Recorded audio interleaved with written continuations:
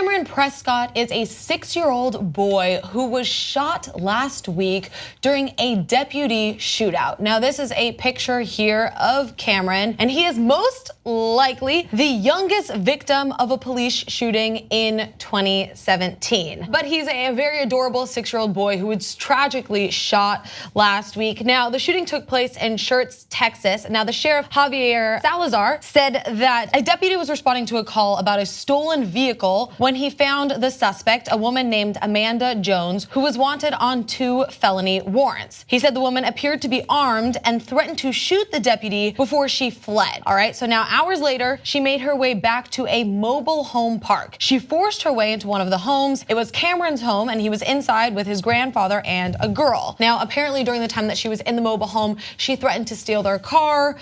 She threatened that she did have a gun before she actually faced the deputies. Now, she went out and she threatened to shoot them and appeared to be holding something resembling a handgun. That's when 4 deputies opened fire and killed her. And unfortunately, one of the deputies' bullets also struck Kameron, and the deputy actually administered first aid but was unable to save his life. Now, the 4 deputies who opened fire are actually placed on administrative leave for 5 days.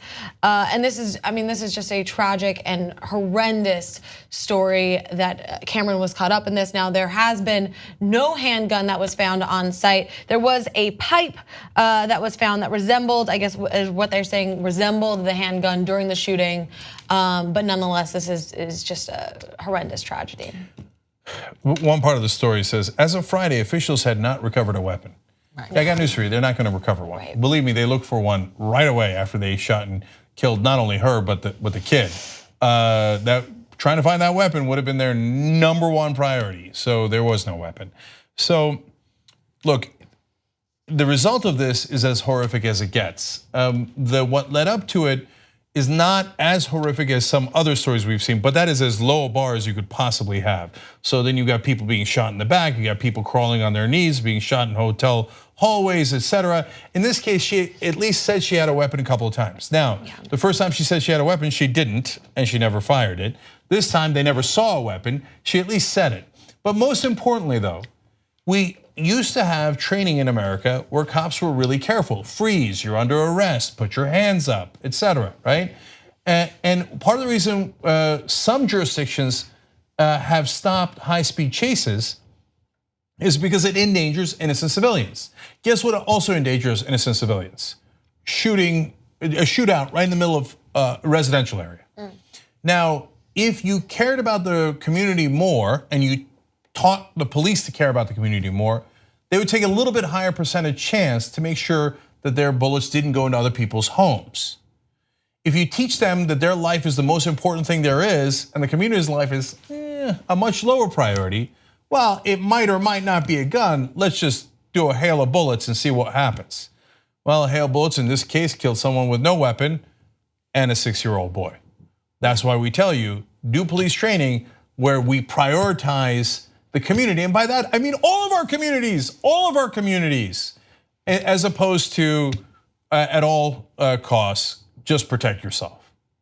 So when you say all communities, that's what immediately goes to my head is that this happened at a trailer park and that people who are of lower income, who live in lower income neighborhoods are more subject to these types of tragedies.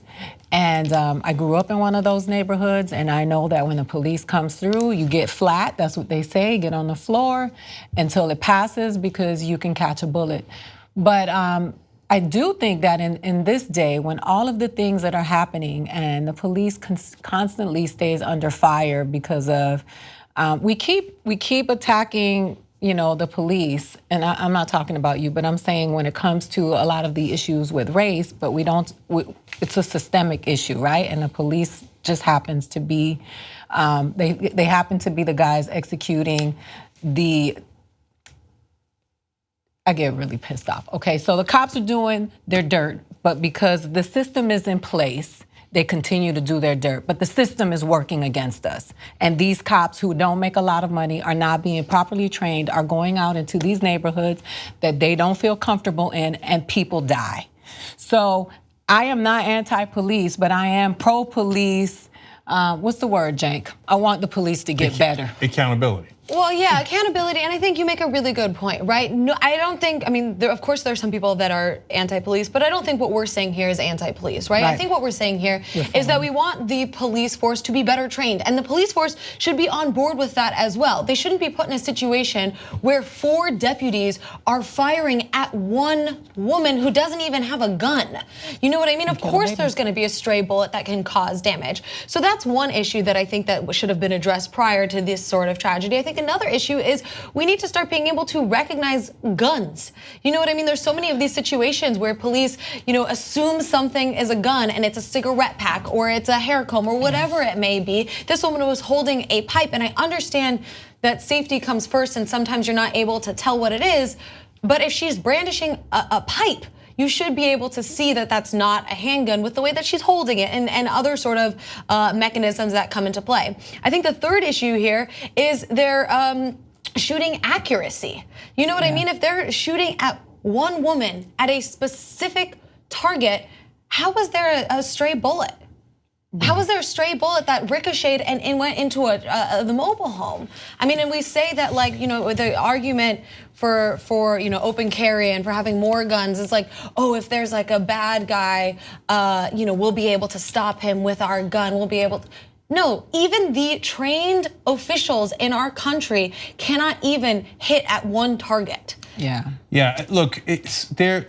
But that's what happens when you have a barrage of bullets. You shouldn't be surprised. That's why you shouldn't do a barrage of bullets. Right. And so look, that's why I keep emphasizing the training. Is it hard to distinguish a gun from other things?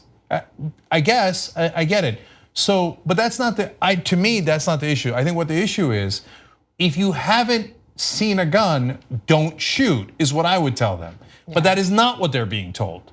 If you think there's any chance there's a gun, shoot.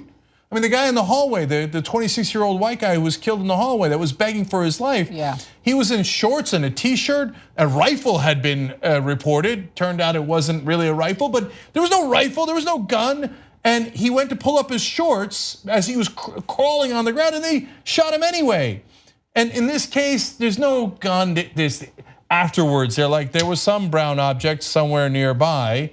No, you never saw a gun, and that's because you were trained. Don't bother looking for the gun. If you see the gun, it's too late. Just shoot and kill the other person first. I don't want my cops trained that way. Yeah. And Ida's right. Look, yes, the cops are the tip of the spear, so they're getting the most heat. It's the system that's the problem. And by the way, to give cops not credit, but to understand a little bit more, and I've said this a million times on the show, now everyone's got a gun. Yeah. So that's part of why cops are jittery. And to Hannah's point, the right wing tells us, oh, it'll make everyone safer.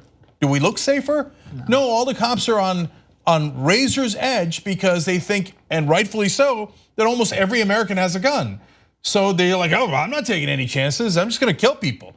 Yeah. And so now when a 6-year-old dies, we're broken up over it, and we should be, but the real problem is in the system. Yeah, it shouldn't take a white man, a little boy, a woman to get killed for there to be a call for reform for the police. And that's the issue, because when people say, oh, these black, Mike was a criminal or Trayvon was a criminal, it shouldn't take, and Trayvon wasn't murdered by the cops, but it shouldn't take a white man, a father. This shouldn't even be the conversation. The conversation is that citizens are dying at the hands of law enforcement because there is a deficiency in the system and it needs to be addressed. And everybody should be concerned about it. It shouldn't matter to you only when your group is affected. If you want to get the whole Young Turks show every single day, become a member, tytnetwork.com/join. And once you do, you'll be saying, I'm like a smart person. Or you might say, I think it's weird. Or you might say, oops. No, that won't be that one. It won't be that one. It'll be great, trust me. tytnetwork.com/join.